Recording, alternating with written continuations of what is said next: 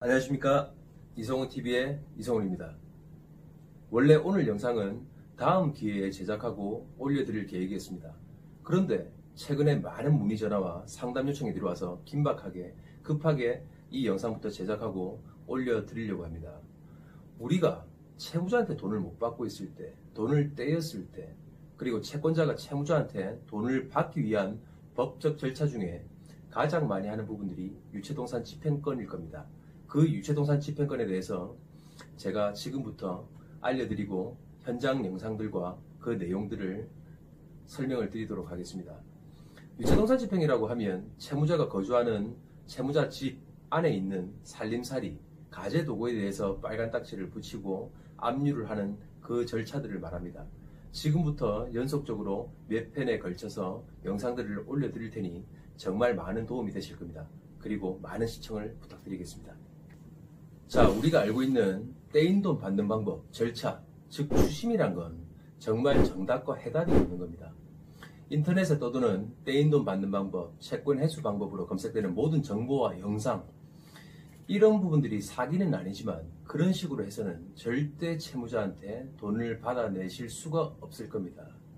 채권 회수를 책만 보고 법률 서적만 보고 그대로 그 내용들을 읊어주듯이 설명하는 내용과 그리고 영상들을 보면 일반인들은 따라 하시겠죠.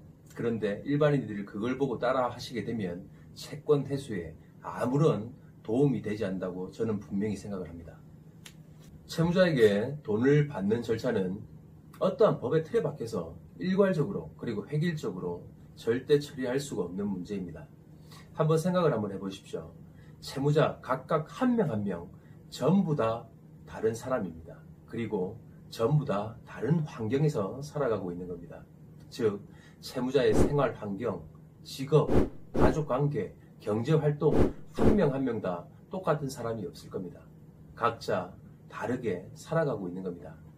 그리고 채무자의 성격, 마인드, 모든 것이 한 명이라도 같은 사람이 없을 겁니다. 그런데 어떻게 통상적으로 획일적으로 채무자에 대한 법조치 그리고 추심 방법을 똑같이 써서 회수를 할 수 있겠습니까? 정말 채권 회수를 하려고 하면, 돈을 떼인 돈을 받으려고 하면 채무자의 현재 상황을 정말 잘 알고 적재적소의 법조치를 하고 그리고 채무자의 마음을 움직이는 행동들을 해서 복합적인 방법과 절차들을 진행을 하지 않으면 절대 내가 떼인 돈 그리고 채권 회수는 할 수 없다고 저는 분명히 생각을 합니다. 그렇기 때문에 채권자들이 돈을 못 받고 있는 상황에서 그 상황에 맞는 감정 컨트롤과 대응 방법을 조금 더 영상으로 설명을 드리고 그 후에 유체동산 집행 등의 실무로 넘어오려고 했는데 집행 영상을 올려달라는 요청들이 요즘 최근에 너무 많아서 집행 영상을 먼저 제작하고 올려드리려고 합니다. 그리고 제가 정말 유튜브를 하면서 추심의 전문 용어라든지 법률 용어들을 최대한 안 쓰려고 하고 혹시라도 쓰게 된다고 하면 풀고 풀어서 그리고 또 쉽게 설명을 드려서 일반인들도 전부 다 이해를 하고 따라 하실 수 있게끔 제가 만들어 드리려고 합니다.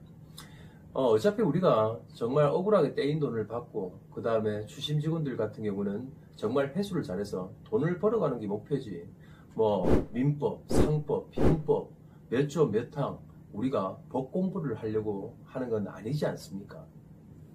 자, 지금부터 설명하는 영상은 여러분들이 가지고 계시는 서류들 중에 지급명령 결정문, 판결문, 공정증서, 화해공고 결정, 조정조서 이런 걸 가지고 계시는 분들이 채무자 재산 중에 채무자가 거주하고 있는 거주지, 집안의 살림살이에 대해서 빨간 딱지를 붙이고 압류를 하고 집행을 하고 경매를 할 수 있는 유체동산 집행권에 대해서 설명을 드리려고 합니다. 앞으로 지급명령, 판결문, 공정증서, 화해공고 결정, 조정서 이 부분을 통틀어서 집행권원이라고 하겠습니다. 집행권원이란 것은 말 그대로 채무자 재산에 대해서 강제적으로 집행을 할 수 있는 권리 문서입니다. 자, 이제는 이 집행권원으로 일반인들이 가장 많이 하시는 유체동산 집행권에 대해서 제가 설명을 드리고 영상을 보여드리도록 하겠습니다. 유체동산 집행권만으로 수천만원, 수억을 채무자한테 회수하는 방법과 기술들을 제가 지금부터 설명드리고 알려드릴 테니 실제 집행을 할 때 많은 참고를 하시고 많은 도움이 되셨으면 좋겠습니다. 정말 유체동산 집행 이거 하나만큼은 제가 대한민국에서 최고 중에 최고라고 자부하는 부분입니다. 남들은 특히 변호사분들은 이런 말씀을 많이 하시죠. 채무자 집에 문을 굳이 따고 들어가서 그 안에 살림살이에 빨간 딱지를 붙이고 압류를 하고 집행을 해봐도 뭐 무슨 소용이 있겠느냐. 나중에 합의가 안 돼서 경매를 하면 배우자 배당 요구, 우선 매수까지 하게 되면 돈 몇 푼 된다고 그 집행을 하느냐고 회의 어린 시선으로 바라보시는 분들이 많습니다. 근데 저는 아니라고 생각을 합니다. 제가 얼마 전에 관리를 하고 담당을 했던 사건 중에 채무자 집, 거주지, 살림살이에 대해서 제가 빨간 딱지를 붙이고 압류를 한 경우가 있었습니다. 감정가는 170만 원이 나왔습니다. 그런데 채무자한테 결과적으로 3억 3천만 원을 회수를 했습니다. 그 결과를 공개해 드리겠습니다. 채무자 중에 재산이 있는 사람이 정말 있겠습니까? 특별한 재산, 깨끗한 재산이 있는 사람이 정말 몇이나 되겠습니다. 그리고 부동산이 있는 사람이 몇이나 되겠습니까? 그리고 부동산이 있다고 하더라도 앞선 순위, 근저당 설정권자, 그리고 복잡한 권리관계로 경매를 해도 실익이 없으니 채권자들이 골머리를 썩고 있을 겁니다. 정말 깨끗한 부동산이 있고 정말 실익이 있는 부동산이 있으면 신용정보회사에 의뢰를 하실 필요가 없는 겁니다. 변호사 그리고 법무사 사무실에 가서 의뢰를 하시는 게 맞는 겁니다. 하지만 그런 경우는 100건 중에 한 건도 없을 겁니다. 그럼 채무자의 부동산 그리고 깨끗하고 양호한 재산이 없으면 여러분들은 억울하게 떼인 돈을 다 포기하고 내 채권 서류들을 쓰레기통에 다 버리실 건가요? 그건 아니죠. 그렇기 때문에 할 수 없이 채무자 집 살림살이에라도 딱지를 붙이는 유체동산 집행을 하시는 겁니다. 그런데 유체동산 집행을 잘만 컨트롤을 하면 부동산 경매보다 더 실익이 있고 훨씬 더 빠른 회수가 가능하다는 걸 많은 분들이 모르시는 것 같습니다. 제가 17살 고등학교 1학년 때 첫 알바를 시작을 했던 게 유체동산 경매 물건에 대해서 작업을 하고 물건을 싣고 나르는 일이었습니다.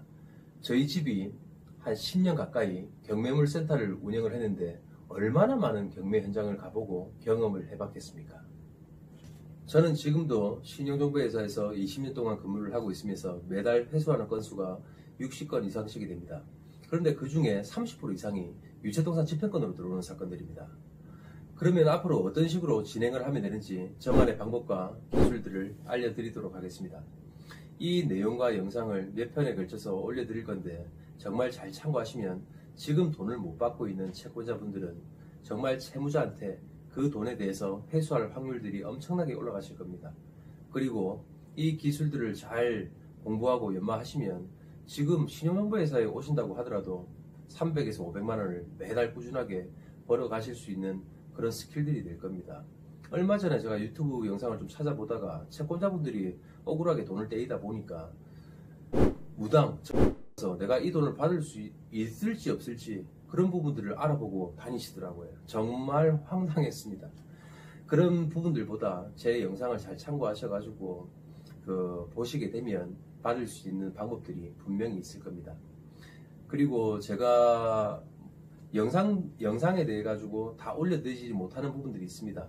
신청서를 작성하는 방법, 그 다음에 양식, 그리고 구비 서류 이런 부분들은 제 네이버 블로그 이성훈TV를 치시고 네이버 검색창에 이성훈TV를 치시고 들어오시면 제 블로그가 있습니다. 그 안에 모든 약식들 제가 다 구비해 놓고 언제든지 가져가실 수 있게끔 제가 해 놓겠습니다. 그러니까 앞으로 제 영상과 제 블로그를 많이 참고해 주시고 많이 시청해 주셨으면 합니다. 오늘 이 영상이 도움이 되셨다고 하면 좋아요와 구독을 부탁드리겠습니다. 자, 오늘도 감사합니다. 다음 편에 이어나가도록 하겠습니다. 고맙습니다.